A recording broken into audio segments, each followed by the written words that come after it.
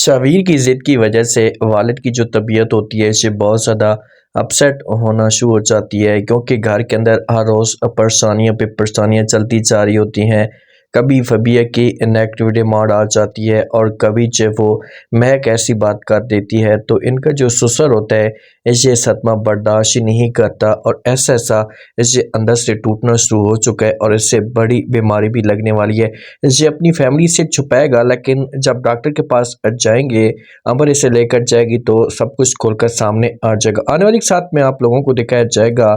کہ گود بھرے کی رسم جو ہوتی ہے اسے چلنا شروع ہو جاتی ہے، ہر طرف تیاریاں ہوتی ہیں،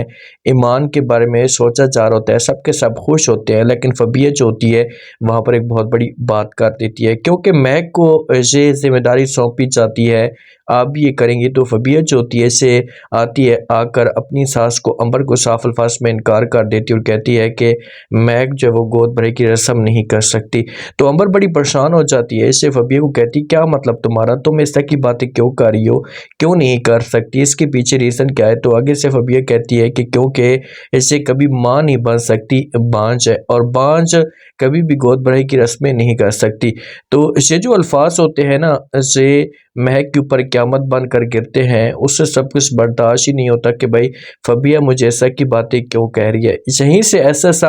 نفرتیں چونگی سے بڑھنا شروع ہو جائیں گی۔ امبر کو بھی اس معاملے پہ بڑا دکھ ہوتا ہے، وہ بھی اپنی آنکھیں جو وہ بند کر لیتی ہے، بھی بڑی ٹینشن ہوتی ہے کہ سر ایسا آخرکار جو وہ کیوں فبیہ نے کہا ہے، فبیہ کو ایسا نہیں کہنا چاہیے تھا۔ تو یہ پیار سے فبیہ کے ساتھ بات کرے گی، سمجھانے کی کوشش کرے گی، لیکن یہ اپنی ضد پہ قائم و دائم ہوگی اور صاف الفاظ میں انکار کر دے گی۔ اب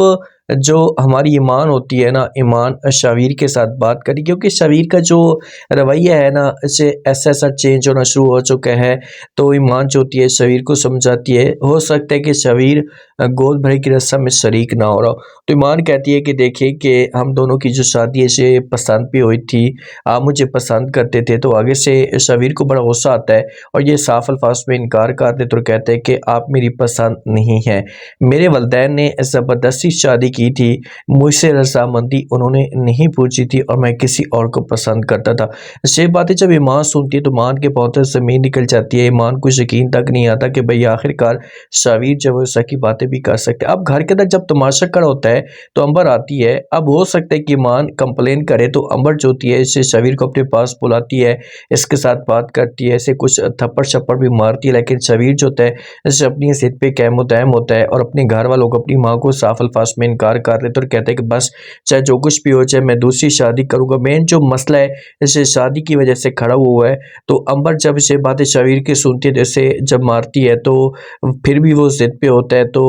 شبیر کے والد کی جو حالت ہوتی ہے اسے خراب ہونا شروع ہو جاتی ہے۔ جب شبیر کے والد کی حالت خراب ہوتی ہے، طبیعت اس کی گڑبڑ ہوتی ہے، تو یہ بینچ پہ بیٹھ جاتا ہے، اسے کھانسی آنا شروع ہو جاتی ہے۔ تو امبر اس سے پوچھنے کی کوشش کرتی ہے اور کہتی کیا ہوا، آپ اتنے